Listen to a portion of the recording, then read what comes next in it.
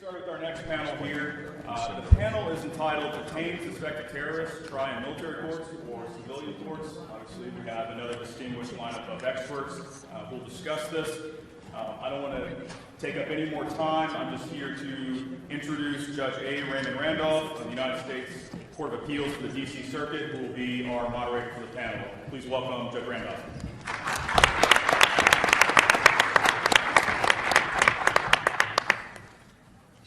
I welcome you. The topic which you heard is one that is, I guess, near and dear to the D.C. Circuit, and it's also quite topical. There are three cases that I think you'll hear about from the panelists, and let me just tell you what they are. One is a case that the trial began in the Southern District of New York last week. And I'm not sure I pronounced this correctly. It's called Al-Alu. And this is a trial of the son-in-law of Osama bin Laden. And he's been indicted initially on one conspiracy count and then two others. There is pending in our court a case that was argued in Bank sometime in the fall, has not been decided on that yet.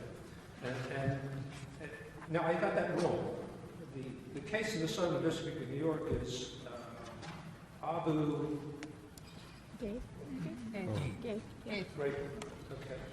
The case in our court is Abu. I was not on the panel that heard it because I'm the senior judge, and the senior judges would sit in the bank.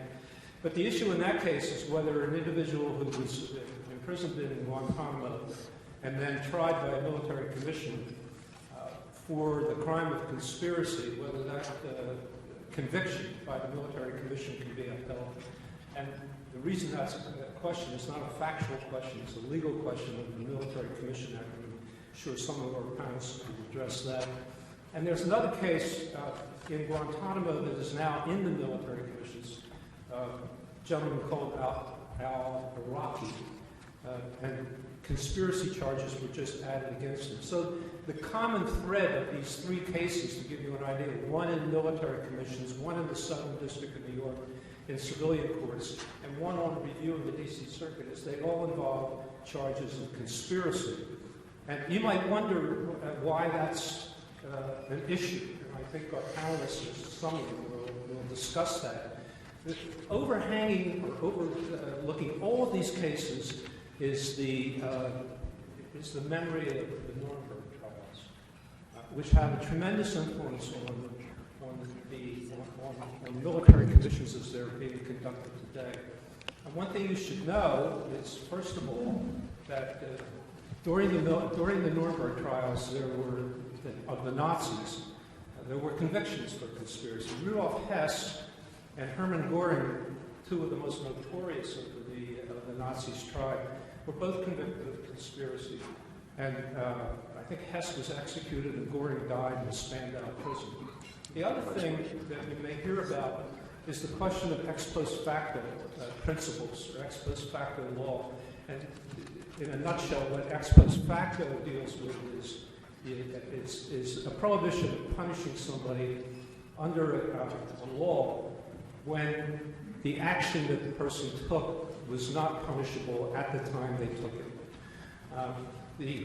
For your information, the Nuremberg tribunals, and one of them in particular that dealt with judges in Nazi Germany, rejected ex post facto as a principle and went ahead and tried people for crimes, war crimes that were not previously recognized, such as crimes against humanity. I'll have more comments, I hope, but you're here to hear the panelists, and we're going to do these in alphabetical order. The first speaker will be Professor Laura Donahue from the Georgetown Law Center. She's the director of the Center's National Security and the Law. She's written a recent book that analyzes the impact of American and British counterterrorist law. She has a doctorate in history, and without further ado, her bio is online, and Professor Donahue. Thank you.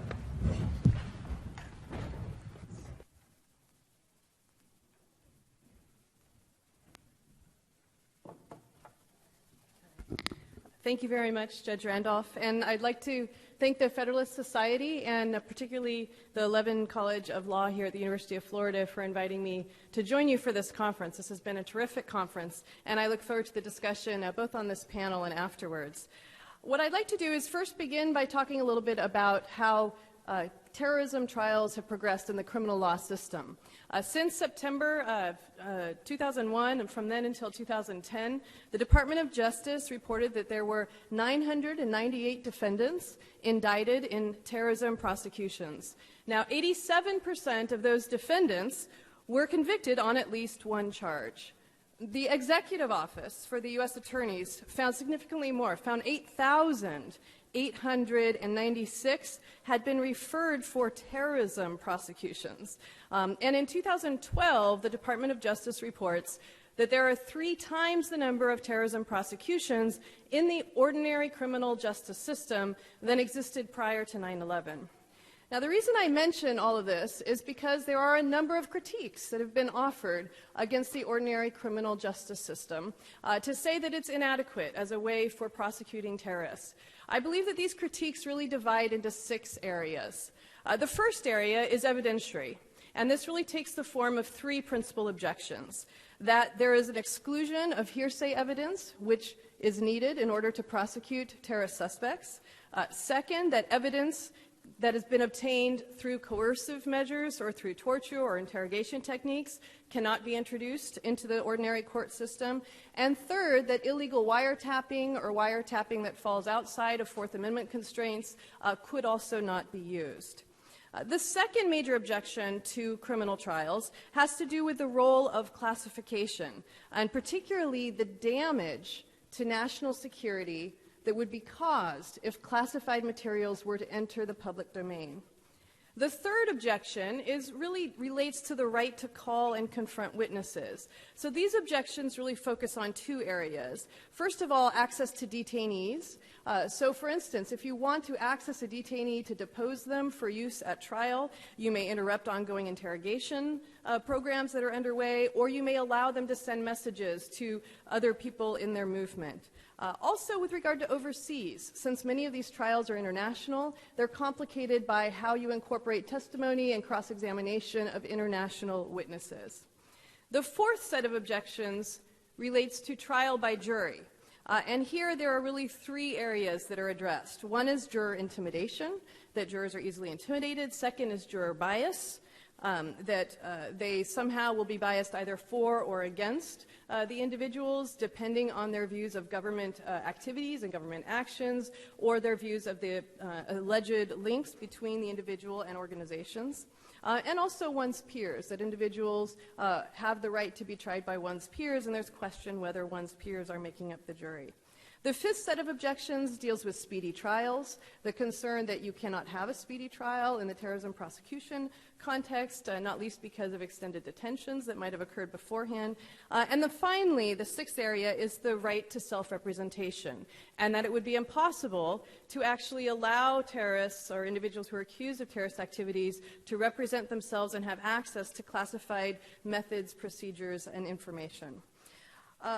I'd like to suggest 2 things today. First, that there is a danger of looking at domestic courts in this way. And second, that almost all of these claims, I believe, are empty claims at base when you actually look at it. And I'm going to use actually the case that Judge Randolph mentioned in New York as an example of why these claims really fall short, with the exception of one claim, which I think is the real issue, which is the right to self-representation. Okay, so what is the danger if we suspect that an individual might be accused of a terrorist activity, and we say that our ordinary judicial system, Article III courts, are not adequate? Well, the danger is that we then move these cases to military commissions where there are lowered standards with constitutional and rights-based implications. It also prevents citizens from those areas from taking part in the right to be a judge and to consider any harms that might have been done to society. It creates a forum competition as well between the military commissions and the courts. And we've already seen this, actually, in the sense that now we start seeing accounting of how cases are doing in Article III courts based on the convictions, based on the length of sentences, the harshness of punishment, and dissatisfaction if not enough harsh sentencing actually comes out of that process. Instead of having the conversation about whether it was a fairer process, whether justice was served, the conversation becomes one of which system gets you the most convictions. And I think this is concerning for rule of law. It also undermines the court's belief in its own ability to prosecute these trials. So this impacts not just the criminal realm, but the civil realm. Consider state secrets, for instance. We've seen in a number of cases, like Jeppesen and Al-Masri, that in order to protect classified information, the Ninth Circuit and the Fourth Circuit have actually upheld the state secrets claim issued by the government on the grounds that they are not able to handle this information in their courtrooms. Similarly, in Bivens suits, there was a Rule 12 dismissal in a Bivens claim in the Arar case. And again, national security for this, for the court in that case, became a special factor. We saw the same thing in Rasool, Ali versus Rumsfeld, and other cases. Okay, so let me go back to these arguments very quickly. First, on the evidentiary rules, it is my view that the exclusion of hearsay evidence or evidence obtained under coercion or torture or illegal wiretap evidence, that regardless of which forum you have these in, the bars to these are constitutional, and I don't see these as a procedural alteration that might somehow come into line. In my view, this basically undermines the underlying argument about how this information is actually introduced. What about the role of classification? Well, let's look at Suleiman Abu Ghaith. So this is a 48-year-old man who's married to Osama bin Laden's daughter, Fatima. He was brought to the United States in 2013, and as Judge Randolph noted, his trial started this past Wednesday. We're now 2 days into it. The 14th superseding indictment, which was issued less than a month before the trial was due to start, alleges that between May of 2001 and 2002, Abu Ghaith served al-Qaeda by urging others to take oaths of allegiance to Osama bin Laden, by speaking on behalf of or in support of al-Qaeda, and by warning that attacks similar to 9/11 would occur. And this would be a violation of 18 U.S.C. 2332, which is attempt or conspiracy outside the United States against a U.S. national with the intent of committing homicide. Now, the latest thing that happened was on Thursday, Sahim Alwan, who's one of the Lackawanna Six, he testified. And you'll remember the Lackawanna Six was this group in Buffalo of 6 Yemenis who went to training camps in Afghanistan, came back. So this particular member of this group, Alwan, pled guilty in 2003 to material support. He then testified at a military commission and was let out of prison early. And his testimony, as of Thursday, was that he saw Abu Ghaith in a guest house in Afghanistan discussing bay'ah, which is an Islamic concept of an oath, to bin Laden, and tried to impress upon people what that meant. They also played al-Qaeda videos for the jurors, and Alwan testified that he saw al-Ghaith in one of these videos talking about the USS Cole. So the cross-examination is set for Monday from the defense. All right, so that's where we are. We're just 2 days into this trial. Well, let's look at how they've treated classified information. If you go through the court record, you actually find a lot about how this is being handled. In April, there was a protective order pertaining to classified information that the judge made pursuant to Sections 3 and 9 of the Classified Information Procedures Act.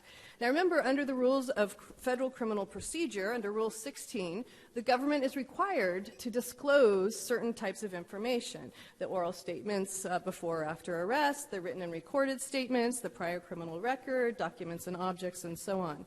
And under 16D, the court can introduce special rules for classified materials, particularly regulating discovery. So this is exactly what the judge did. The judge found in this case that it would involve classified materials, that there would have to be secure precautions taken, as mandated by Executive Order 13526, and that only those with a need to know and the appropriate clearances would have access to this material.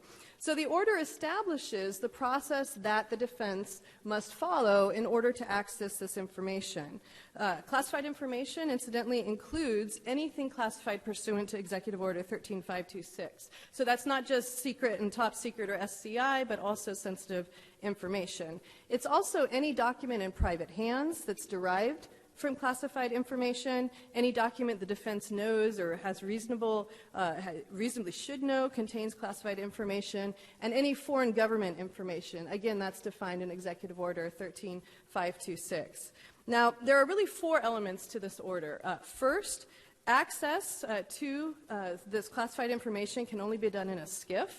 This is a sensitive compartmented information facility, which also government employees have to use to access classified information. There is an accredited classified information security officer that oversees the SCIF, that also oversees security clearances for all of the lawyers that are engaged in the case.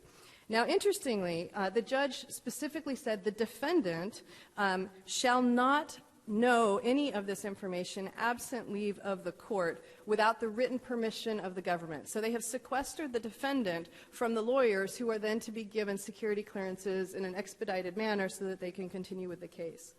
The second element to this order is that the material, if it's already in the public domain, but the government has not declassified it, that material cannot be used, discussed, or otherwise come up in the case in any form.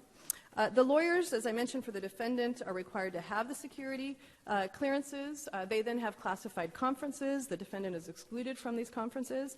And then there are special filing procedures. So the defendant must file documents with classified information under seal. And it actually says on the docket, filed in camera under seal with the classified information security officer. You see sealed document placed in vault, notice of opposition to sealing of documents. The classified information security officer does this for both the government and for the defendant for any information that should be sealed in the case. Now, interestingly enough, for transcripts of proceedings, there is an opportunity to file a notice of the intent to request redactions. And for Section 4 summaries, the judge has supplemented the ordinary written record with oral argument, of which a transcript is kept, sealed, put in a classified environment, and kept for appellate review. So all of these things have given the court the ability to deal with classified information in this case.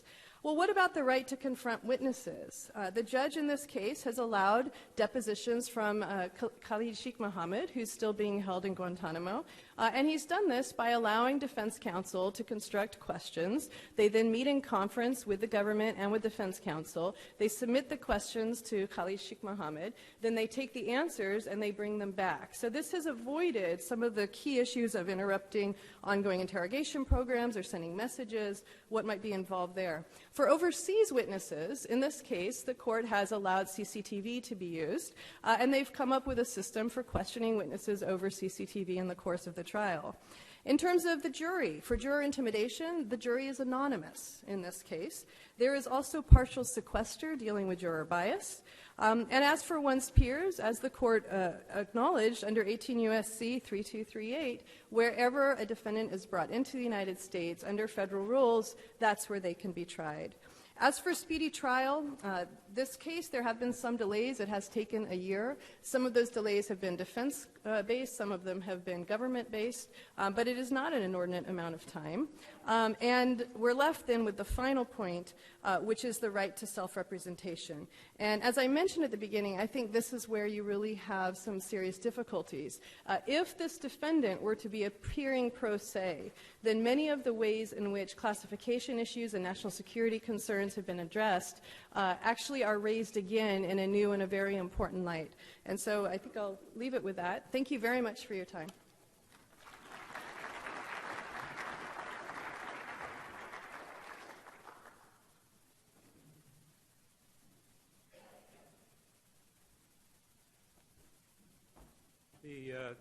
At the moment, I think, there's no option to try any of the Guantanamo detainees in the United States. Is that right? Yeah, the Attorney General Holder at one time proposed, you heard about the KSM, trying KSM in the Southern District, New York, just a few blocks from the World Trade Center, the former World Trade Center, and Congress's reaction to that was outrage. And ever since then, there's been in the Defense Appropriations Bill a prohibition of bringing any of the Guantanamo detainees to the United States for trial. Is that correct?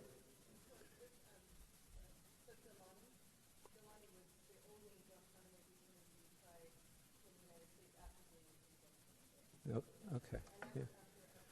And the gentleman in the Southern District of New York was he was held under house arrest in Iran, escaped to Turkey, and then was turned over by Turkish intelligence to the Jordanians, and that's where he was picked up by the American authorities. I don't want to take the time, but I can tell you the handling of classified information in our court has been very, very difficult. We have law clerks that want to see, and judges who want the law clerks to see that information. We have a court security officer, but we really are not geared to keep information in the way that the CIA does or the Defense Department does or whatever. And there are also questions about when the case goes to the Supreme Court on certiorari, what is the record, how do you handle transferring it? And then as at each stage, more and more people get involved, law clerks, staff clerks, court security officers, and so that's been a constant concern of ours. Our next speaker is Professor Christopher Jenks. He's the Director of Criminal Justice Clinic of the Criminal Justice Clinic and Assistant Professor of Law at SMU. He's the co-author of a book, The Law of Armed Conflict, co-editor of a war crimes casebook that's coming up. He recently served as a consultant to the Office of the Secretary of Defense on U.S. military security in the Democratic Republic of the Congo. He served for 20 years in the military. He was a graduate of West Point, and we welcome Professor Jenks.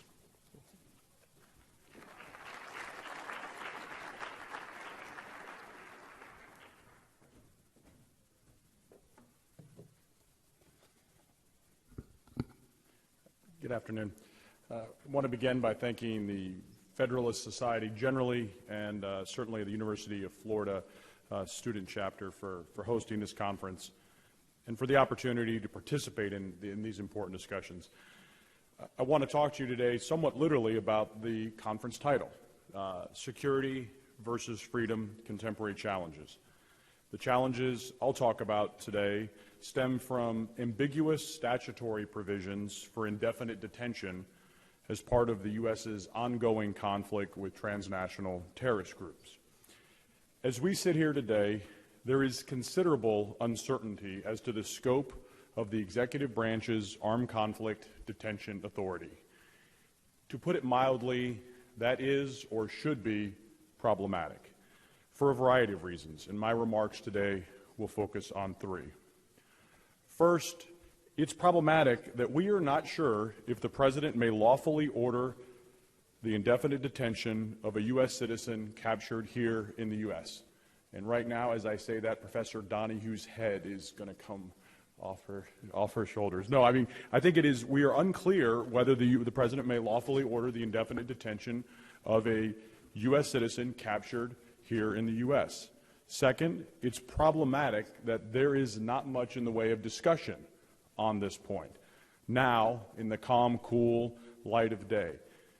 Rather, if history is any guide, and it is, this debate will resurface reactively and emotionally following the next instance of someone with explosives in their underwear, their shoes, their SUV at Times Square, or after an attack like that during the Boston Marathon. And finally, it's problematic because the prospect of indefinite detention and trial by military commission upsets a long-standing balance within the U.S. criminal procedure system, whereby law enforcement essentially have to choose or prioritize between protecting the public or prosecuting offenders. And there I'm speaking of how the public safety exception from New York v. Quarles modifies our understanding of the Miranda warning requirements. So for the first problem, we're not sure if the President may lawfully order the indefinite detention of a U.S. citizen captured here in the U.S., something I would imagine we would all like to be clear on. Fortunately, this problem has been solved through the clear and unambiguous wonder that is the U.S. legislative process. For anyone who may think that's true, please see me following this panel discussion, as I have some exciting investment opportunities involving Central Florida oceanfront property to discuss with you. The reality is that Congress enacted and the President signed into law the 2012 National Defense Authorization Act, which, in Section 1021, codifies the executive branch's authority for status-based indefinite detention of individuals who are part of al-Qaeda, the Taliban, or associated forces that are engaged in hostilities against the United States or its coalition partners, including any person who has committed a belligerent act or who has directly supported such hostilities in aid of such enemy forces. This raises more questions than it answers. Who or what are associated forces? Who are the U.S.'s coalition partners? What qualifies as a belligerent act or direct support? And in what way is direct support different than material support, which we've already touched on? Fortunately, the judicial branch, with all due respect to our moderator, the judicial branch of the U.S. government has weighed in and clarified everything. And for anyone who believes that's the case, I would also like to discuss investment opportunities with you after the panel, but I can ask our Gator law students to help me keep our discerning investor groups separate for that discussion afterwards. But in July 2013, the Second Circuit issued its decision in the rather aptly named Hedges case, which involved a group of writers, journalists, and activists who sought to enjoin Section 1021. The court claimed that the U.S. citizen plaintiffs lacked standing because Section 21, quote, says nothing at all about the President's authority to detain U.S. citizens, unquote. And that's true. The end of Section 1021 states that nothing in this section shall be construed to affect existing law or authorities relating to the detention of U.S. citizens captured in the U.S. So on the one hand, 1021 arguably does nothing more than maintain the status quo. Of course, then that raises the question of why it is you have a statutory provision that would do nothing. The problem is that, on the other hand, there isn't any agreement onto what that status quo is. So what do we know? We know that the U.S., among other legislation, the U.S. has enacted the Non-Detention Act of 1971, which states that no citizen shall be imprisoned or otherwise detained by the United States except pursuant to an act of Congress. We know that the Supreme Court Hamdi case tells us that the indefinite detention of a U.S. citizen captured abroad is permissible. And we know that there was a version of Section 1021 which included clear language saying that 1021 did not apply to U.S. citizens or lawful resident aliens captured in the U.S. And that language was removed, and that language is not in the statute. It was removed through what the court referred to as a legislative truce. This truce, a thin reed indeed, allows senators on both or all sides to claim that Section 1021 does nothing, something, or everything, depending on their assessment of Hamdi, a plurality decision itself, which is subject to considerable interpretation. Turning to the second problem, and that's that in the face of all of this ambiguity and unanswered questions about 1021, and how are we going to balance freedom against security through our detention policy and practice, there's largely silence. We have an ambiguous statute and a court ruling that the statute means what it means. But what exactly that is remains elusive and unclear. I see two courses of action. Technically, as someone who was trained initially at the military academy as a systems engineer, I have to say three courses of action because we should always consider doing nothing.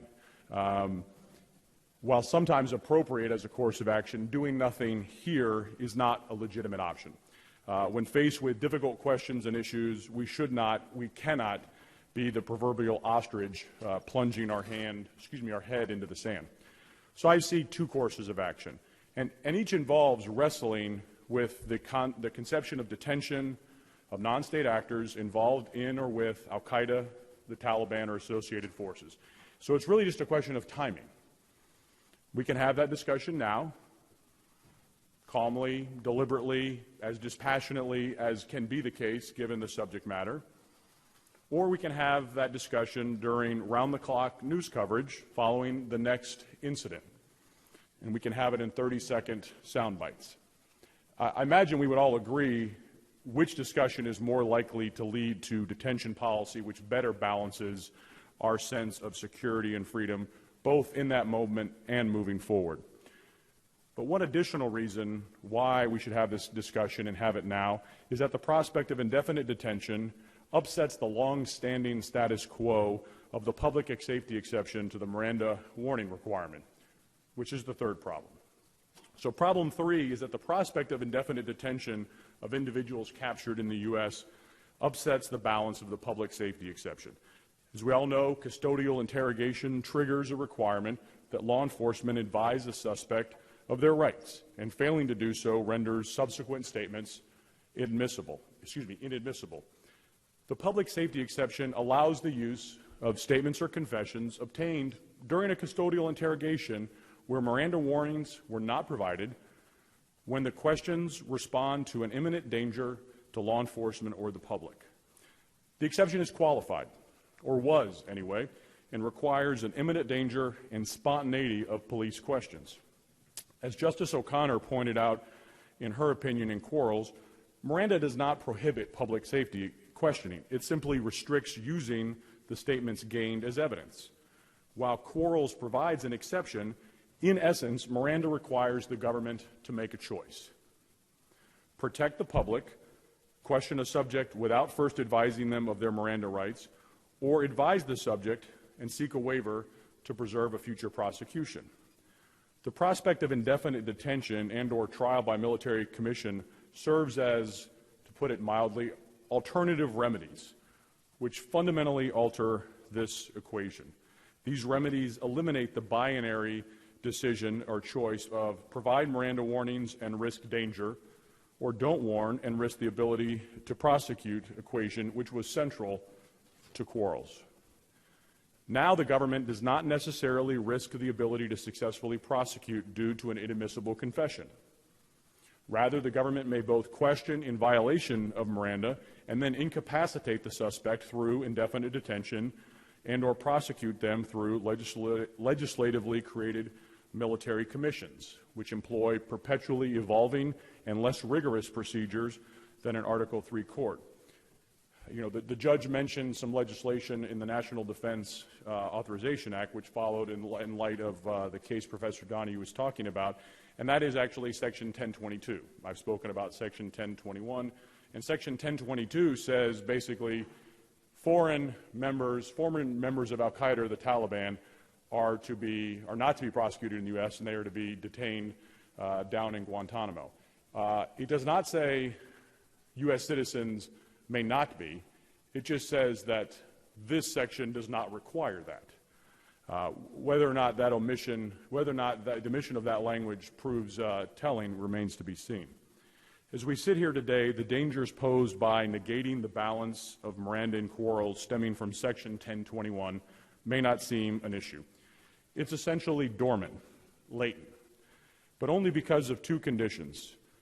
We are not in the aftermath of an incident or attack, and the President has claimed the U.S. will not detain U.S. citizens captured here in the U.S. It is not a question of whether those conditions will change, but when. Let's recognize we have codified law of armed conflict indefinite detention without clarifying or understanding the triggers for such detention or who may be detained. I liken Section 1021 to a springing clause, but if, or as I claim, when there is a terrorist incident which prompts this or a future administration to rethink of and reutilize Section 1021 in a different fashion, we cannot claim ignorance. Let's have the discussion about the challenges of balancing freedom and security, and let's have it now. Thank you.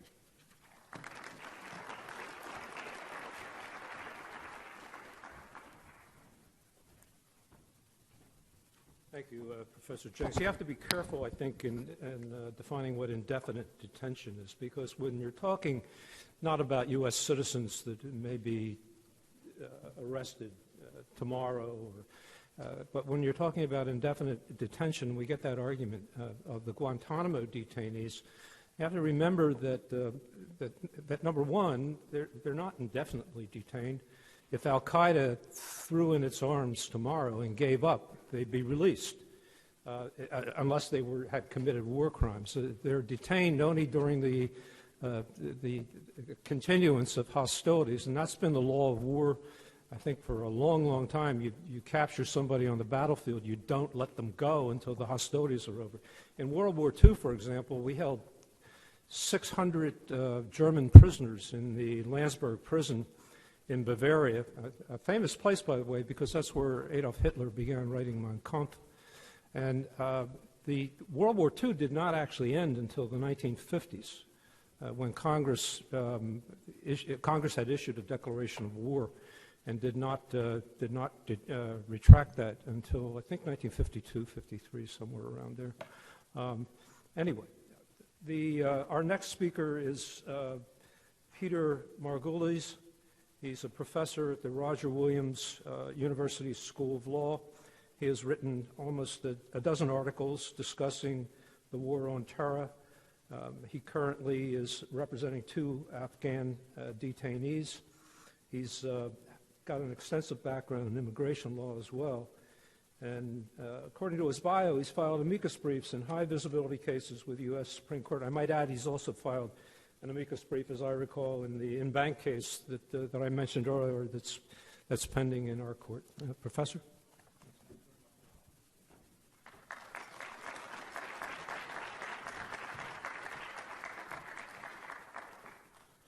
I wanted to do something that may be a little novel at a session sponsored by this organization, which is I'm going to go back to the times of the Federalists. And I'm going to quote from a couple of Federalists on the subject of international law and military commissions, because military commissions, to me, are an important part of the tools that we can apply to the conflict with Al-Qaeda, but those military commissions have to be done in the right way. The framers, I think, as is often the case, give us some good guidance on how to do it. So consider, for example, Alexander Hamilton, perhaps the single most important pioneer and inspiration for this society. Hamilton said in a pre-Constitution case called Rutgers v. Waddington that compliance with international law was nothing less than a test of our national character. It sent signals to the rest of the world about how we were going to conduct ourselves as a new republic. Madison, also before the Constitution's enactment, said in an exceptionally interesting document he wrote called Vices of the U.S. Political System in the Articles of Confederation era before the Constitution. He had a very long list, by the way, of our vices, but third on the list was a failure to comply with the law of nations, with international law. Madison and the other framers were very concerned about a famous incident from the pre-constitutional era called the Margolyes incident, which involved attack on a French consul, a gross and egregious violation of diplomatic immunity that the framers thought could have landed us in a war with European powers. Because of that, because of concern with the risk of war and damage to the United States' reputation, the framers put a particular clause in the Constitution. You can see it in Article 1, Section 8, it's Clause 10. That's the clause which says that Congress has the power to define and punish offenses against the law of nations. And it's that provision in our Constitution, the define and punish clause, that should be our touchstone in considering the jurisdiction of military commissions. Military commissions historically have been upheld by courts and generally have received the favor of onlookers, both in this country and abroad, when they followed international law, when they focused on trying charges involving clear war crimes, right? Violations of the international law of war. For example, killing civilians, targeting civilians, clearly a war crime. Sabotage, particularly under false pretensions where you feign civilian garb to engage in an act of sabotage, is also a war crime and historically has been that. And also what we call war treason, which is feigning civilian garb even if you don't get to the point where you actually destroy stuff. So historically, we've seen that as a trend in the way America has looked at military commissions. Now, there is one hiccup here, which I need to tell you about, and that's an interesting hiccup because it actually occurred about 150 miles northwest of here in Tallahassee in 1818, and that's with Andrew Jackson. Right? Andrew Jackson decided to convene a military commission as part of the First Seminole War to deal with a case of a somewhat pitiable figure, a 70-year-old Scottish trader named Alexander Arbuthnot. Arbuthnot's primary crime was that he wrote to the British ambassador and others that our treatment of Native Americans was unjust. What Arbuthnot failed to reckon with when he wrote those letters is that although Andrew Jackson had many strengths, a forgiving nature was not among them. And so Jackson decided to hold Arbuthnot responsible for the incursions of the Seminoles on the state of Georgia from what was then Spanish territory in Florida. And as a result, Jackson authorized a military commission. The commission convicted Arbuthnot. He was summarily executed. Arbuthnot did not commit a war crime. Stating your opinions about justice or the lack thereof is not a war crime. But that's really the only clear instance of U.S. history where we've kind of gone off the reservation, if I can put it that way. Otherwise, we have stuck with international law. So in the Civil War, we tried people for things like burning bridges, clear acts of sabotage. In World War II, in the Kieran case, we tried German saboteurs. So that's been the trend, things that are adjudications of clear war crimes. Today, we have problems because we've tried people for offenses that aren't as clearly defined under the law of war. So, for example, we've tried people in military commissions for what's called material support. Material support, broadly defined, can include things like giving money to a terrorist group. That's a violation of U.S. criminal law, but it's not a war crime. We've also tried people for conspiracy, defined as mere agreement, without actually doing anything, without a completed act. We can try people in our federal courts for mere agreement. Prosecutions often rest on that. That in itself, without a completed act, is not a war crime. How have we dealt with these legacy cases? Well, one of these cases, as the judge mentioned, is the case of Salim Hamdan, who was a driver for Osama bin Laden. Another is the case of Ali Hamza al-Balul, who was a bin Laden aide, sort of a press relations agent for bin Laden. The U.S. has justified these cases in court with the theory it calls the U.S. common law of war. It said, well, you don't have to worry about international law, right? That's not really relevant here. We'll just talk about the U.S. common law of war. The trouble is that that theory, the U.S. common law, bears absolutely no relationship to what the framers held dear. They would have analyzed the U.S. common law of war the way they would have assessed someone who talked about something like a U.S. law of gravity. There is no U.S. law of gravity. It's the same law of gravity for the U.S. and every single other nation of the globe. Right? And you need to look at those international sources. That's the take that the D.C. Circuit had in the Salim Hamdan case, where they said that merely driving Osama bin Laden to various meetings is not a war crime, and therefore you don't have adequate notice under the ex post facto clause to justify imposing punishment on that individual, who, by the way, the U.S. released 5 years ago, so we can't possibly believe he was that much of a threat. The second case, where I filed an amicus brief, so full disclosure, I guess I have a bias here, is Ali Hamza al-Balul. He is, to me, a different story. He was an aide to bin Laden. He administered the so-called bay'ah, which we discussed before, the oath of allegiance, to two people who were critical figures in the 9/11 plot, to Muhammad Atta, who was the ringleader of the plot in the U.S., and also to Ziad al-Jarrah, the pilot of Flight 93, which crashed in Pennsylvania, probably en route to either the White House or the Capitol. He knew that those two individuals, who he named in a letter that was evidence in this case, were part of a special mission that was designed to kill civilians. Again, an acknowledged war crime. And in fact, al-Balul said that there are no U.S. civilians, including women and children. Everyone in the U.S., he said, supports the U.S. government, and therefore they're not civilians. They can be killed. That's completely wrong, but that's his view, and he was proud of it. In addition to writing this letter, he acknowledged that he played what he called a small role in the 9/11 attacks, but the tenor of his letter indicated he very much wished that would have been a larger role. So, to me, there's ample authority under international law for the prosecution of Ali Hamza al-Balul. And if you look at theories that have prevailed in international tribunals, like the theory of joint criminal enterprise, all that it requires you be a small cog in the wheel. And Hamza al-Balul obviously fits that rubric. There is a small issue here, which is that he was not charged with a completed act. He was charged merely with agreement, and again, that's a no-no. But if you look at the charging documents, they also cited his giving the oath of allegiance to Atta and al-Jarrah.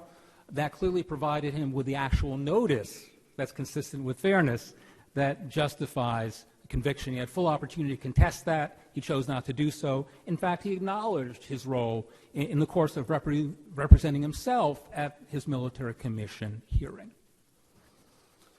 So what will we do in the future? Well, there's also the al-Iraqi case, which deals with slightly different issues, but I'll mention them quickly. That doesn't have the ex post facto problem because it occurs in part after the enactment of the Military Commissions Act. And so the question there is, can Congress criminalize, under the law of war, conduct that wouldn't be criminal before the Military Commissions Act? And I'd argue it has some leeway in doing that because it's provided notice, the same you would in an ordinary criminal proceeding. Next question, quickly, which I know Deborah will discuss in some detail, and that's the al-Nashri case. He was the guy behind the USS Cole bombing.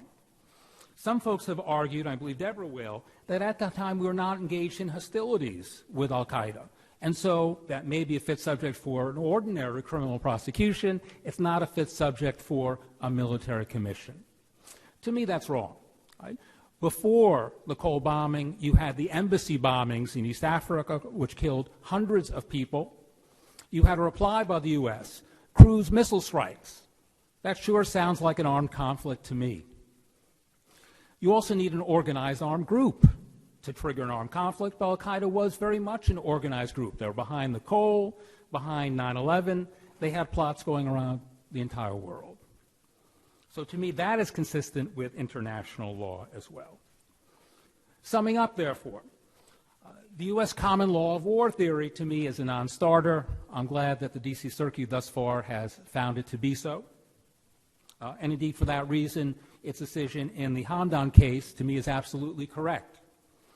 But as to the rest of the military commissions that are pending now, I think the U.S. has been on the right side of international law, and for that, the framers would be happy. Thanks.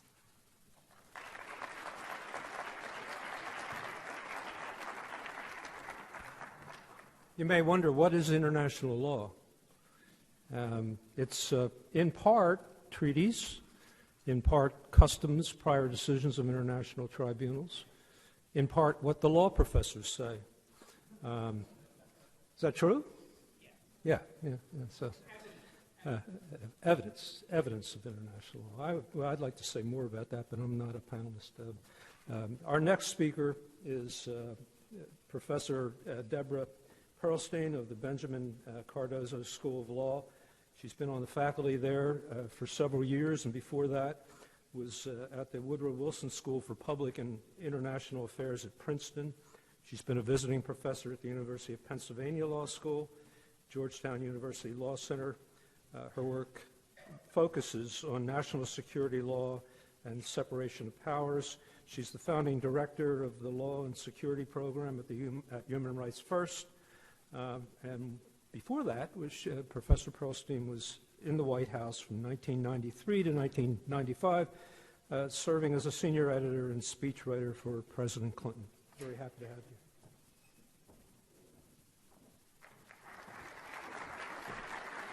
Thank you.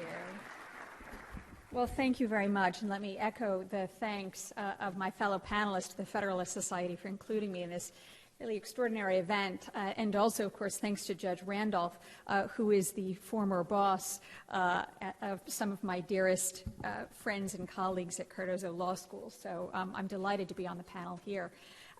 I thought, as my contribution to this panel, I would step back and then get a little bit closer to questions about the military commissions per se as a way of assessing where we are now and how they've been going. I had the privilege of being among the first groups of human rights monitors to visit Guantanamo Bay back in 2004 in the very first opening hearings of an earlier generation of military commission trials, and have watched them closely since then.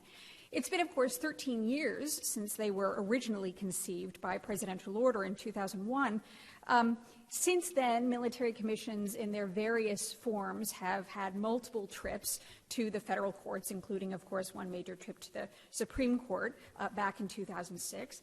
They've been the subject of two mammoth pieces of federal legislation, the Military Commissions Act of 2006, the Military Commissions Act of 2009.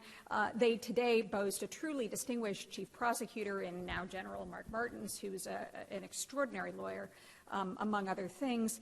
The problem is the legal complexity of pursuing the military commission trials or war crimes trials through this venue hasn't diminished. The problems have changed, and in many respects, procedurally, the commissions are vastly more fair than they were when they were conceived in 2001, 2002. But the latest generation of military commission prosecutions features the newest generation of challenges, this time involving some of the highest profile terrorism cases that the military commissions have yet seen. So by way of illustrating this point, I thought I would take a relatively or somewhat deep dive into the al-Nashri case that Peter mentioned. Al-Nashri charged with conduct that occurred from 1996 to 2000. His primary charging offenses took place during those times, including, most significantly, his role in the October 2000 attack on the USS Cole, which killed 17 U.S. sailors. Now, that attack, of course, the 2000 attack, was a year before the attacks of September 11th, 2001. It was well before Congress passed the authorization for the use of military force, giving the president broad military authority to address al-Qaeda and its associated forces. Most important for present purposes, or the purposes of the point I'd like to make today, by statute, by the Military Commission Act, the commissions only have jurisdiction, right? Only over offenses that occurred during hostilities, as that term is defined by the law of war. So offenses are triable by military commission only if the offense is committed in the context of and associated with hostilities. Hostilities is defined by the Act as any conflict subject to the law of war. So we have the Congress, the President, the courts all agreeing on the proposition that we have to analyze what's going on at the military commissions and their legality in these critical respects under the international law of war. So why is the al-Nashri case particularly significant? Well, other than the inherent interest of asking, gee, were we really at war with al-Qaeda in 1996? They really test, they are one of another set of tests of the Commission's ongoing viability. Since their inception, there have been 7 convictions in military commissions, 5 of which have been the result of guilty pleas. The D.C. Circuit, of course, a panel of the D.C. Circuit just reversed one of those convictions on the ground that the charging offense, material support, as Peter mentioned, is not a war crime, was not a war crime at the time that it was committed. But all 7 of those cases, all 7 of those convictions involved charges of conspiracy as agreement or material support. In 5 of the 7 cases, they were the only charges. If the D.C. Circuit ruling stands, it would invalidate all or part of every military commission conviction so far and preclude future prosecutions for material support, conspiracy, and such offenses for any conduct that was committed prior to October of 2006, and that is really all of those who are facing prosecution before a military commission today. Even the chief prosecutor has said, look, at maximum, the commissions will only ever prosecute about 20 defendants. And as Professor Donahue pointed out much earlier, and the statistics here vary, but it seems pretty clear that in the decade following 9/11, the federal criminal court succeeded in prosecuting, by way of comparison, 400-something just jihadi-related terrorism cases, right? So this is, if you exclude domestic terrorism and any other conceivable kind of terrorism that you might count, with an 87% conviction rate. So the commissions have some challenges in their record, right? How serious is this latest one, the Nashri question? Can he be prosecuted for war crimes, for acts that were committed before most of us had a sense that the nation was at war? My argument is quite possibly not. So I want to address this in sort of three steps. The first is a preliminary point, right? Many might say, wait a minute. How could a court possibly determine when the war started, or for that matter, when the war ends? Isn't the existence of war or not, whether you call it armed conflict or hostilities, isn't this a political question, or at least a question for which the executive is entitled to near total deference? I argue in a paper that I have forthcoming called Law at the End of War, no, it's not a political question. First and foremost, these are questions in the military commission context of statutory interpretation. The Supreme Court has never rejected a statutory interpretation case on political question grounds. Indeed, if you look at the typical sort of pattern of cases post-war in U.S. history, post-Civil War, post-World War I, et cetera, you see these cases with statutes and conditions of war attached to them, right? This law only applies for the duration of hostilities or a similar provision. And historically, the courts have approached these cases with a very similar approach. That is, as standard questions of statutory interpretation, where we look to the text, the context, the legislative history, the purpose of the act, and so forth. And sometimes that has led courts to conclude that the war continues, World War II continues for the purpose of one statute into the early 1950s. And sometimes it has led the court to conclude, contrary to the argument, the vigorous argument of the executive, that the war is over despite the executive's view that it continues for the purpose of, for example, criminal prosecution. Finally, finding political question or giving intensive deference to the executive in these criminal cases would be especially complicated. In particular, the existence of hostilities in the military commission isn't just a jurisdictional element, right? It's not just a question of law. It's also an element of every charging offense. In other words, in order to find a defendant guilty of whatever you've charged him with, you have to establish that his act was committed during hostilities, right, as that provision is defined under the law of war. Under the Constitution, every element of a charging offense has to be proven to a jury beyond a reasonable doubt, right? So an interpretation of a statute that would say, well, the executive wins on that element, period, right, would raise enormous questions of our own domestic constitution. Okay, so a quick statutory and international law analysis. How does this play out? As I mentioned, the MCA says only offenses before the military commissions that were committed in the context of and associated with hostilities, as that term is defined in the law of war. The law of war recognizes two kinds of armed conflicts, which is the term it recognizes. One is, of course, classic armed conflicts, one state against another. The other kind, the kind the United States describes here, is a conflict between a state and non-state actor, the United States essentially and al-Qaeda on the other side. So-called non-international conflicts, conflicts between a state party and a party that is not a state, right, are relatively new in international law, by which I mean they're about 60 years old as opposed to 6 centuries old. And they were primarily designed to address internal armed conflicts, right? They grew up as the law that would govern really horrific civil wars like the Spanish Civil War that the framers of the current Common Article III had in mind. And their critical challenge then, and they were quite clear in the history of the convention provisions that described what they meant by non-international armed conflict, the critical challenge would be distinguishing an armed conflict, right, something that rose to the level of an internal war or a war between a non-state party, from short-lived insurrections or terrorist activities, right? The war level of conduct would be subject to international law and these international legal restrictions in the interest of humanitarian protections. Short-lived insurrections, terrorism, and so forth would remain within the traditional realm of sovereign discretion. In other words, the state parties that ratified this idea of non-international armed conflict wanted expressly to exclude smaller bore acts of violence because they wanted them to remain the sole province of states, right? We'll deal with our own criminal activity and other things, and not the province of international law.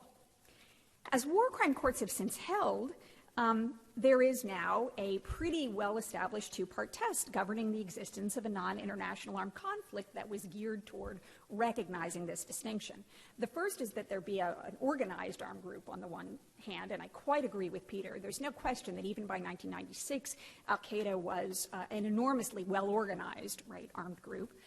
But the other requirement is that there be protracted armed violence. In other words, that it be possible to distinguish the level of violence by whatever metric you want to use, right? And the courts have used body counts, armaments, right? Uses of force of all kinds, whether or not the government has felt compelled to respond militarily or not, as metrics for evaluating how sustained, how intense the level of violence is. So the prosecution's argument in the Nashri case, the U.S. argument, is that by October 2000, the time of the Cole attack, there had been the 98 attack on the U.S. embassies in Kenya and Tanzania, to which the U.S. responded with single cruise missile strikes, one strike in Afghanistan, one strike in the Sudan. And a year and a half later, the attack on the USS Cole itself, right? Now, relatively small absolute numbers of deaths and injuries and so forth doesn't necessarily mean an armed conflict doesn't exist. But during the primary period of the indictment, right, of Nashri's indictment, the level of actual violence between the United States and al-Qaeda amounted to 2 attacks in 4 years, right?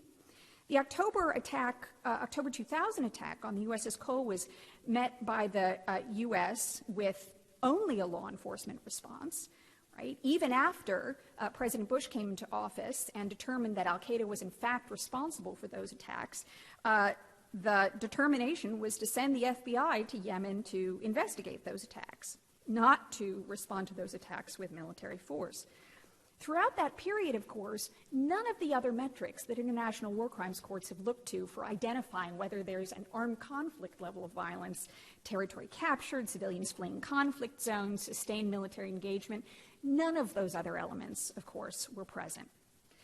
The U.S. allies, right, the ICRC, the International Committee of the Red Cross, which is viewed as a relatively authoritative interpreter of the law of armed conflict, and other states around the world have generally treated incidents of terrorism, particularly incidents not tied to territory, by either the organization's national affiliation or its possession of land or the specific geographic locus of its targets, right, as precisely the kind of sporadic violence like banditry, unorganized short-lived insurrections, or terrorist activities, that's the language from the Geneva commentaries, which activities the definition of armed conflict means to accept.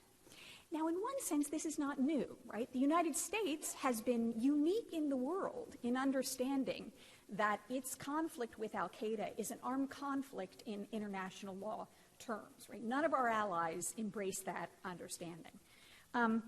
Is Nashiri's argument that we were not in an armed conflict in October 2000 a slam dunk? No, I don't want to suggest that it is. I think there are reasonable, non-frivolous arguments on the other side.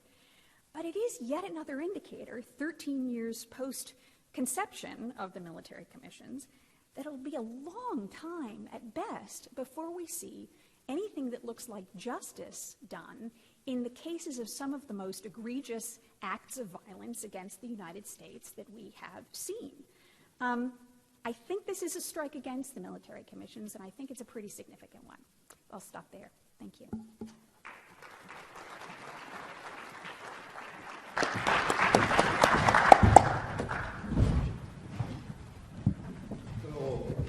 open the floor to questions in a moment, but as all of you can understand, I don't think you've taken courses in terrorism law or the law of war or anything that touches on this, but it seems like such a simple question. And after hearing the panelists, and this is not criticism, this is in fact praise, it is a very complicated question dealing with the people in Guantanamo and terrorists around the world. It's almost a new phenomenon. I mean, even when we heard about ex parte queering, these were the German saboteurs that came into the United States during World War II. And by the way, they were caught before they committed any sabotage, and the reason they were caught is because one of them called the FBI from New York and said, "Hey, guess what I am? I'm a saboteur. I just came in off of a U-boat off the Atlantic coast with I think it was 4 other guys, and we're going to blow up factories in the United States." And the FBI wouldn't listen to him. So finally he took a train to Washington, and he sat out so you could get into the Justice Department or any other government buildings. Then your credentials weren't checked. So the German saboteur walked into the Department of Justice and sat down outside of J. Edgar Hoover's office. And he sat there for a while, and then finally the FBI agent came out and says, "What do you want?" He said, "Well, I'm a German saboteur. I just called you guys, and you're not paying any attention." So they talked to him, they thought, "Oh my God, he's telling the truth." And so he knew where the other guys were, and they rounded them up, and they brought them to Washington, D.C., and they tried them in a military commission. You know where it was held? In the Department of Justice, down the street from the Supreme Court, down the street from our courthouse. And within a short time, they executed them all. That was an inchoate conspiracy to commit sabotage within the United States. And then the Supreme Court issued an opinion later upholding it. But anyway, still, there are many complications. And since we talked about cases that are in the news, I'm going to try to simplify one issue and then ask the panelists about this. I started out introducing this topic by saying that all 3 cases that are pending, al-Iraqi and Guantanamo, the Balu case in our court, and the one I can't pronounce, it's Ben Laden's son-in-law case in the Southern District, have one common thing, and that's they're all charging conspiracy. So one wonders, well, why is this a problem? Here's the reason it's a problem. The Military Commission Act, passed in 2006, too, by the way, overruled a Supreme Court decision, in 2006, listed 29, I think it was 29 different offenses that the military commissions could try. And one of them was conspiracy. And the statute said that the commissions have jurisdiction over crimes against the law of war and crimes listed in the statute. The question then became, because conspiracy was listed, whether that was an ex post facto, because international law did not recognize inchoate conspiracies. You know what that means? Inchoate? It's a conspiracy and they never carry it out because it's catchable. But anyway, so there's the question that's been posed, and that's the question pending in our court at the moment. But when I read the indictment of the fellow in the Southern District of New York, a question occurred to me, and this is the question I want to pose to the panel.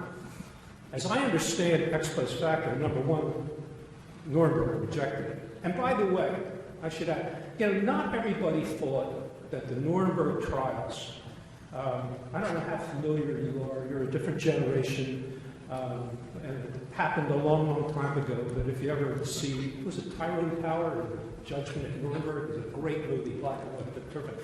But anyway, not everybody in the United States thought that the Nuremberg trials were really a good idea. I mean, it was kind of an innovation. All the countries, all the allies got together, they formed judges and tribunals, they made a charter. And one of the leading critics of the Nuremberg trial was Judge Leonard Hand. And another was the Chief Justice of the United States, Harlan Fiske, despite the fact that the prosecutor there was Robert Jackson, a Supreme Court justice on leave from the Supreme Court. They were different times back then. But in any event, so Nuremberg rejected the ex post facto. They said if we allow that as a principle, international law could never develop. It would be frozen in place. And so the panel's rejected it. So here's my question. If ex post facto means you can't punish somebody for an act they committed at a time when it wasn't punishable, what in heaven's name do you do with 18 U.S.C. 322B? And that statute is a statute passed in 1986, and it punishes conspiracies to kill Americans. And that's the charge against the individual in the Southern District of New York. So what that means is that all of the conspiracies that were charged against the al-Qaeda people were in fact punishable under American law at the time they committed them.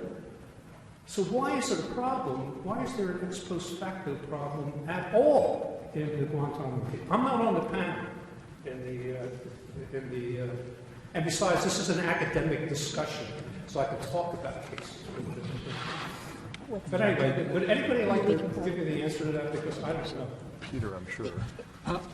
I'll take a first whack at it, which is that generally the ex post facto clause is deemed to be forum specific.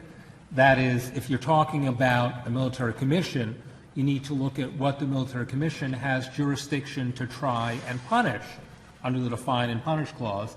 And that would be violations of the law of war. It wouldn't be violations of the U.S. Criminal Code. Right? Those can be tried and punished in ordinary Article III tribunals, right? But they can't be punished in military commissions. So that's the way I think it's generally analyzed, Judge. Okay. Understand the ex post facto clause is part of our Constitution, and it's never been, even in the Hamdan 2 case, I want to say something about that, but the Ben Laden driver case that was mentioned by the professor, there's a footnote by my colleague Greg Kavanaugh saying we're not deciding whether ex post facto applies beyond the sovereign territory of the United States. By the way, Hamdan, I just want to correct this because the professor said Hamdan was a mere driver for Osama bin Laden. Well, I sat on one of the Hamdan cases, and the evidence showed he wasn't only a mere driver, he was a bodyguard and a good deal more. Remember that? Okay. Professor Dunn. So Judge Randolph, I would add to that under 18 U.S.C. 233, or is it 2338B, yes, it's illegal under our criminal law, so you could try them in an ordinary court, an Article III court, and that's exactly what's happening with Abu Ghraib right now. At the same time, and we haven't touched on this yet, with regard to the status of war. So you went back to the founders, so let's go back to Madison's notes of 1787 in the convention, when he cites Pinckney, who makes the change from to make war to declare war, so that Congress can move us to a state of war, retaining for the President and the Commander-in-Chief authorities the ability to repel attack externally and to conduct the battle itself, to conduct the army itself. And what we've seen, particularly in the last few decades, has been a gradual withdrawal from the actual declaration of war, at which point military commissions and the sets of rules relating outwardly to international law, inwardly to UCMJ and to our military law and military tribunals would go into effect. So in part, I think what we're seeing is cases like USS Cole, where we don't have a declared war at the time, that now they're trying to use this military device to find those culpable for those acts, when in fact they could do it through Article III courts, albeit with, as you know, Judge Randolph, that it is difficult to have SCIFs to get your law clerks cleared, to get them security clearances. It's not without logistical difficulty, but it certainly can be done. If I could just also add on that point, although I quite agree with what's been said, there's a reason why I think the Bush administration and even the Obama administration and the world thought, beginning in Nuremberg, that the creation of war crimes and war crimes trials per se were an important idea, right? It wasn't that we didn't have criminal law then. Of course we had criminal law then. And it would have been unbelievably much easier to just prosecute a lot of these people today criminally than creating a whole railroad system and trying to run the railroad on it while we're still laying track. But there is a reason some people think that military commissions are appropriate. And the reason is very much a sort of moral philosophical view.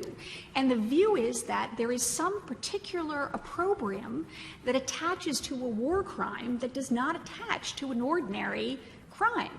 Right? There's something worse about a war crime than there is about 18 U.S.C. 2332b. Right?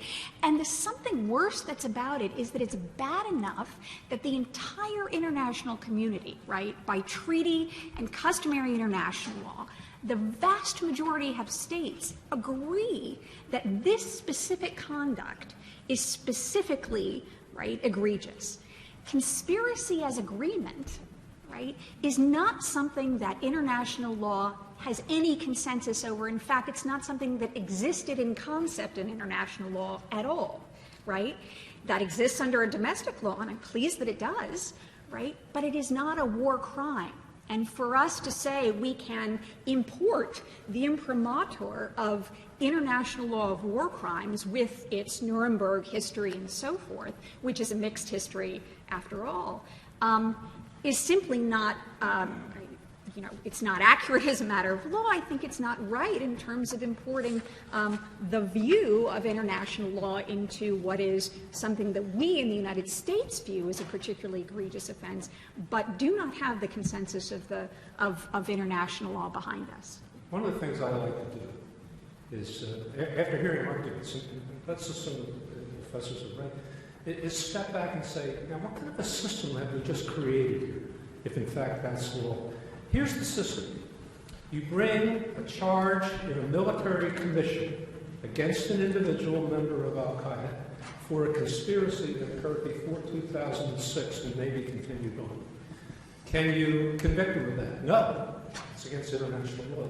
You bring a charge against a member of Al-Qaeda for a conspiracy that occurred before 2006 and you bring him to the Southern District of New York. Can you convict him? Yes, as a matter of fact, you may be able to execute him. Third, if you don't bring any charges against the individual being detained at Guantanamo for conspiracy, what can you do? Do you have to release him? Our court said no. You can hold him indefinitely. Is that a rational system? I don't think so. Maybe it's where it leads, but it strikes me as a totally irrational system. Anyway, I've taken too much time. I'll let the panelists, would you like to anybody like to comment on what anybody else said? Or what I just said? Okay, well, we'll open it up to questions then. Or not. This is a moderator's worst nightmare. Thank you, Professor Rabkin. They're so explained or so confused, everyone. Well, so I'll ask Professor Perfsey. Hi. Can I out you as my former professor of constitutional history at Cornell 1 or 2 years ago? I just started the ball rolling. The rest of the avalanche was someone else's fault, right? But I will ask you about conspiracy. I mean, my recollection is a whole bunch of people at Nuremberg were charged with conspiracy. Nuremberg has a lot of authority as a precedent, so why aren't you satisfied with that big precedent? Yeah. So the questions about Nuremberg and why that isn't a satisfactory precedent. I want to, I think, let Peter address this in part, at least to the extent, because I know he's written extensively on conspiracy per se. Nuremberg, right, as Judge Randolph mentioned, and as I teach in my international law class, much to my international law students' sort of surprise and dismay, was an enormously legally fraught enterprise in a host of ways, right? It did blow right through ex post facto concerns about prosecuting some of the crimes it charged. And ex post facto is not just a principle under, obviously, U.S. constitutional law. It's a principle under international law. Under international law, it's called, actually, the principle of legality, right? You can't charge somebody for something that was not criminal at the time they did it. And in part because of that, Nuremberg was subject to enormous criticism as essentially the courts of the conqueror, right? This is exactly the kind of justice you would expect when the victorious parties in a major military conflict create a court and then subject the losing party to their system of justice, right? In Nuremberg's important and substantial defense, right, the alternative, the historic alternative, had been sort of mass and summary executions of defeated armies and enslavement and so forth. So there's no doubt that historically speaking, it was a step forward. But neither procedurally nor as a matter of sort of ex post facto principles, nor, and I'll let Peter address this part, in the particulars of the conspiracy charges that it addressed, I think is Nuremberg necessarily where we want to look. More important, probably as a matter of law, there's been an enormous amount of legal water under the bridge since then, right? So we now have a really robust system of international criminal law that's embodied not only in treaties and of course, international courts like the International Criminal Court and the special tribunals that were created by UN Security Council for the former Yugoslavia, the former Rwanda, et cetera, to deal with mass crimes against humanity and war crimes in those conflicts. We now have an awfully robust body of decisional law that elaborates on what we mean by and what we have meant by various charges under these bodies of law. And if you can even get the D.C. Circuit panel to agree on this wasn't it. And in fact, there's this great disagreement, right? General Martins thinks, gosh, maybe we shouldn't proceed with the conspiracy charges either.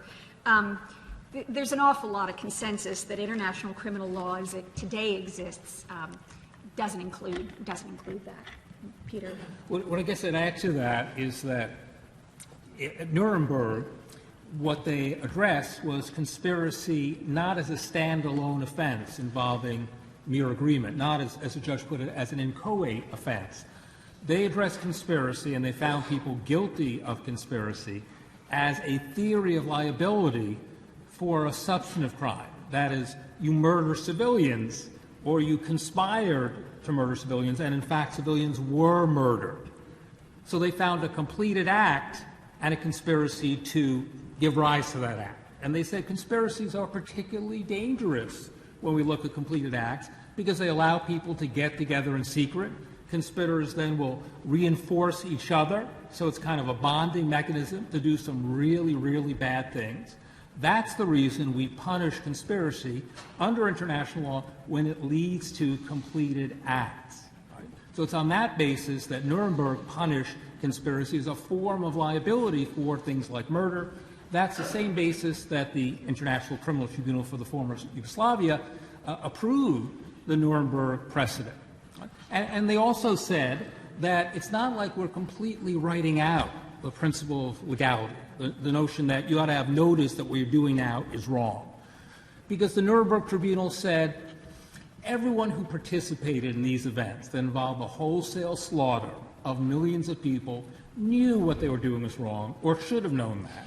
Because customary international law for decades, at the very least, had said you cannot target civilians for extermination. And if we let people go on technicalities, then we're promoting impunity. We're allowing people to do those kinds of murders wholesale with no accountability whatsoever. So that's the principle that Nuremberg stands for, that the international tribunals most recently stand for in places like the genocide in the Balkans, and the same principle, really, that I think General Martins is trying to uphold with the military commissions today. Students, I would encourage everyone, YouTube Justice Jackson's opening statement. But, you know, the Nuremberg tribunals have taken on almost a mythological quality to them. And when you listen to Justice Jackson, he makes a number of, frankly, underwhelming, underselling. He refers to his case, the prosecution's case, as unfinished craftsmanship. And he, at numerous points in his opening statement, explains how this is not a finished work. You know, it is what it is because we want to move forward. But with the volume of evidence and witnesses and documents, there's several points where, again, he refers to it as a work in progress, and I think almost the railroad, building the railroad as we're putting the train on the railroad. Yeah, international law is not a work in progress? Well, all law is a work in progress, right? The question is when you can criminally subject somebody to it. Frank Garrison, St. Thomas University here in Florida. Just a quick question. How does it affect the fact that Al-Qaeda members and other groups like that are not sovereigns, as opposed to, you know, in World War II you had definite sovereigns like Germany or Japan that were doing things. If you could just address that, the whole panel. Thank you. I think it's hugely significant and the start of one of the real problems that we wrestle with. The most amount of law, at least in terms of law of armed conflict, the most amount of law applies to international armed conflict, state on state conflict. The problem is the frequency of conflicts we have since World War II, or roughly 90% of them are characterized as conflicts not of international variety. And it is those conflicts, the conflicts which are occurring the vast majority of the time, for which we have, frankly, relatively speaking, very little law. So I think it is that point that is the start of the departure between how people approach this issue of even which body of law applies. But there's a perverse imbalance between the frequency of non-international armed conflicts and the limited law applicable to them. Yeah, one other thing, if I may. Hey. One of the... Oh, go ahead. I'm sorry. I thought you were saying something. One of the consequences of Al-Qaeda not being sovereign is they didn't wear uniforms with insignias. Why does that matter? Because the Geneva Conventions do not apply to military conflicts in which some of the combatants, or the combatants, whoever gets caught, is not wearing an insignia. And I was thinking about this the other day because I was watching TV, and you know what I'm talking about, right? Crimea. None of those guys had insignias. So none of them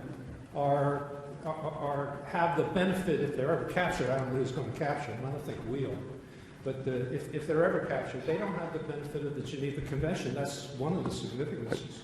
I don't think that's correct, Chris, go ahead. Judge Randolph. To answer the question that Judge Randolph has posed, you would need to assume an armed conflict. But if we assume an armed conflict between Russia and the Ukraine, the Geneva Conventions would apply.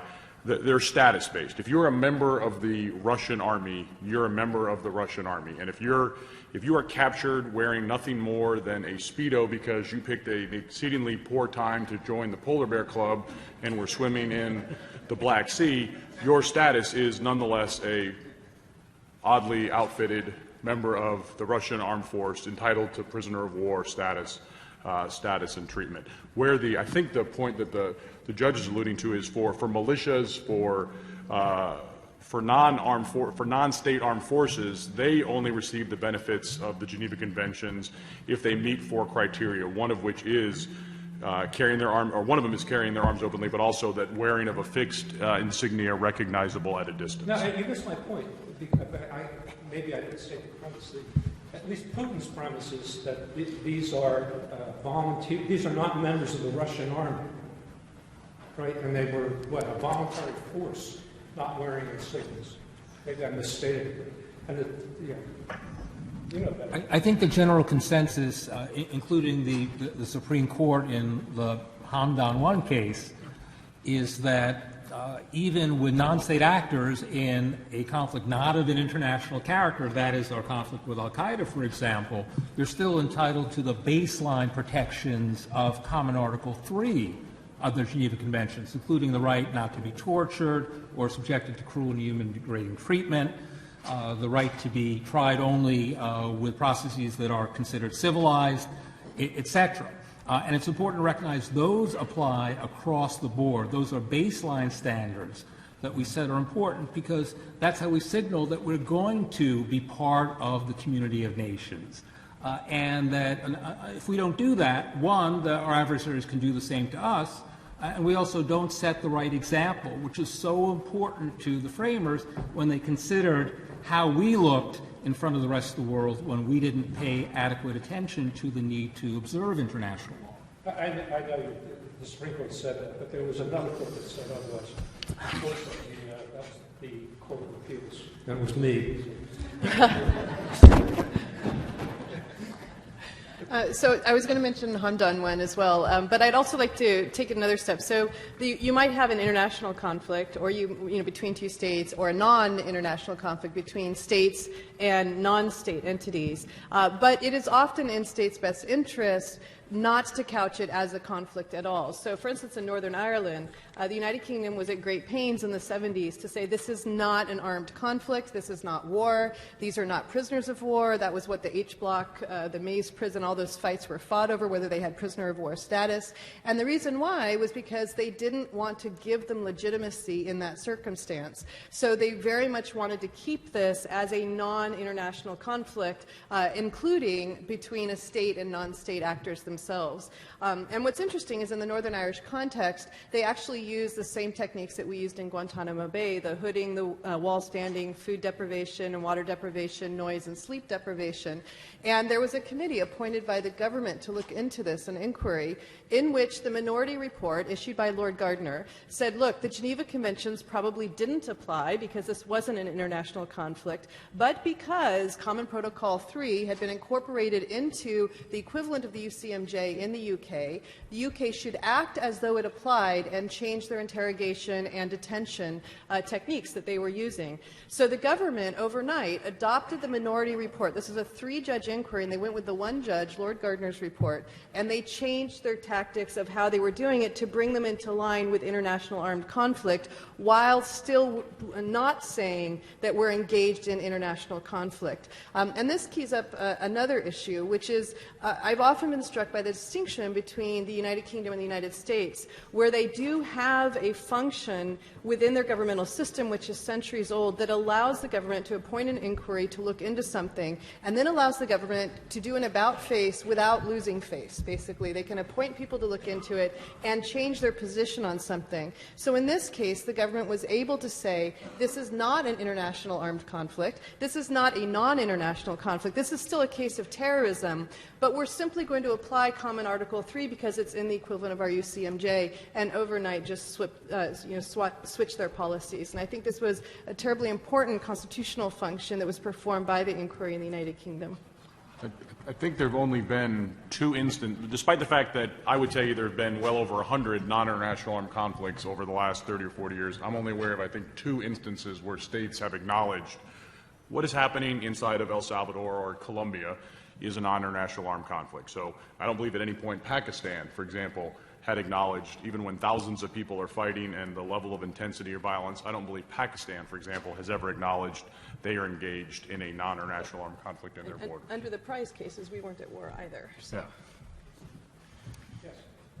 My name is Deborah Garrett. I'm from Thomas Good Jones School of Law. I had 2 questions, and the first one was just about y'all mentioned the Nuremberg trials and the fact that those was ex post facto law. But in international law, when we look at that with the Geneva Convention and the UN, the writings that they've done on human rights violations, and the understanding that even though there wasn't laws in Germany at that time, that the natural law behind that and the human rights violations. So in that sense, the question of that it really was an ex post facto because of that human rights understanding. And then the second question was about just the law and the constitutional cases about unlawful enemy combatants, and is that archaic understanding, and how should we view those cases, and how should that affect us now with the discussion with Al-Qaeda?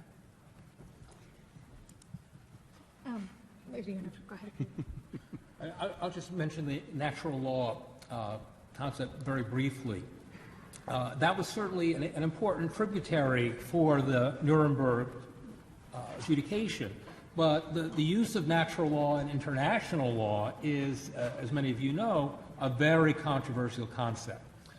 Probably over 150 years ago, we started making a move from a natural law perspective of international law to what we call a positivist perspective. And by that I mean we look at what states actually do. And state practice is still absolutely essential for determining international law, particularly customary international law. A good example of that is the famous opinion by Chief Justice Marshall in a case called the Antelope, right? Where Marshall said, if you look just at what is right and just, what natural law says, we say that slavery is a violation of law.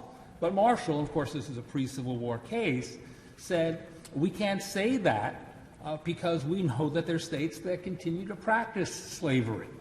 Right? So that's kind of a jolting precedent from our perspective today, but it's a pretty accurate rendition of this positivist norm that, if anything, has grown in importance and how we look at international law. The key, again, is state practice, not whether it's good or not, it's what states actually do. I have to interject. I'm reminded of something I read. There's a multi-volume set called The Lives of the Lord Chief Justices of England. And there was quite a card that was Lord Chief Justice. His name was Ellenborough. I think it was in the early 1800s. And they have a transcript in the Bible of a lawyer arguing before Lord Chief Justice Ellenborough. And the lawyer says, "In the book of nature, my lords, it is written." And then the transcript says, Lord Chief Justice Ellenborough interrupting, "Would counsel kindly cite the page?" That's excellent. I may have to use that. I just wanted to respond to the other piece of the question, which I took to be, she's no longer, something like, you know, is there a concept of unlawful enemy combatant, or is that an antiquated notion, or do we need something new, or so? In great brief, right, the traditional way of analyzing, you know, if you are in an armed conflict, whether it's an international armed conflict between states or a conflict involving a non-state party, the traditional answer is, under all 4 Geneva Conventions and their additional protocols and the applicable customary international law, there are 2 kinds of people you can be, right? You can be a combatant, which is a term that carries the privilege with it, right? The distinction between a combatant and anyone else is that a combatant is privileged to shoot people and fight, right? To commit acts that would in any other context be murder in violation of any domestic criminal law, right? So U.S. soldiers, right, are a classic combatant, right? They are POWs if detained. They are privileged from prosecution for engaging in lawful acts of combat. The only other kind of person you could be, right, is a civilian. That is, somebody who is not privileged to engage in combat. What happens if a civilian who is otherwise protected, right, it's a war crime to kill civilians, what happens if a civilian starts shooting at soldiers in combat, right? The Geneva Conventions say that person becomes target. Not only is that person committing a crime, right, and possibly a war crime, depending on what exactly they're doing, but they can be targeted themselves for such time as they are direct participants in hostilities, right? Now, those people were never called unlawful enemy combatants. That's not a term of art under international law. Sometimes they were called unlawful belligerents, right, which is analogous. But the law was pretty clear in uniform. It's a crime. It may be a war crime. And at a minimum, if you're a civilian who starts engaging in combat in one way or another, you can be shot just like anybody else, and you have lost your protection, right? That's where the law stood on 9/11. Right? Since then, there have been a few decisions, right? An important and influential decision of the Israeli Supreme Court in 2005, and an effort by the ICRC, the International Committee of the Red Cross I mentioned before, to engage in international conversation on, do we need to redefine what we mean by direct participation in hostilities? In other words, could there be somebody who was so chronically a unprivileged belligerent, and even if they, shot you and then went home and took a shower, they were involved in such a continuous combat function for their organization that you could shoot them while they were in the shower, even when they weren't directly participating in hostilities. That notion, the idea that a civilian could engage in a continuous combat function and therefore be targetable essentially anytime, anywhere, just like a combatant, a privileged combatant could be, is what I would call an emergent principle of customary international law, right? It's not in a treaty. It reflects the practice of, at most, a handful of states, less than 5. But it is something that is gaining sort of increasing currency. And it's a concept that certainly the United States, although very hard to get out of any administration, do you embrace the concept of continuous combat function or not, including this administration, I think it's an emergent principle that we need to keep an eye on. It is not where the law was on 9/11. Yes, sir. Ray Nan from USC Gould. So what if are any of the implications of the upcoming Supreme Court case, Bond versus the United States, on the way we recognize international law and norms our customs, especially if it goes as far as I think a lot of people in this room want to overturn Missouri versus Holland. All right. Well, you raise a very interesting question about the scope of the treaty power that is provided for in the Constitution. As you know, treaties have to be ratified by 2/3 of the Senate. And in the Bond case, we have a case that arose out of a decision by a federal prosecutor who decided that what seemed on first blush like a vindictive spat between a jealous lover and her former beloved, which involved putting poison on like the door handles of a car, that instead of being a routine criminal prosecution for aggravated assault or something like that, was instead a violation of the Chemical Weapons Convention, and therefore a federal crime. That was perhaps the worst prosecutorial decision ever. That makes sense. Interesting. Because it gave rise to this opportunity now to revisit Missouri versus Holland. And then the court may come down with a decision like that, about that any day now. And it's a very tough case because it seems clearly this matter did not belong in federal court, right? The argument made the other way is that, well, you can fit this into an exception under the Chemical Weapons Convention for what are called peaceful uses. Right? Those include things like agricultural uses of chemicals. The trouble is putting a poison on a door handle of someone's car doesn't really exactly seem like a peaceful use. Right? So that doesn't work either. Right? So we may find the Supreme Court deciding that there are some constraints on the treaty power.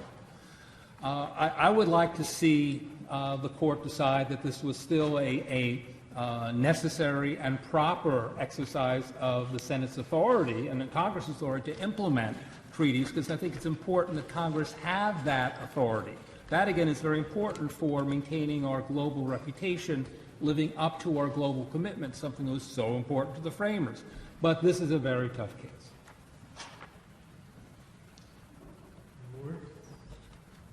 Okay, I guess we're adjourned. Thank you very much. Thank you very much.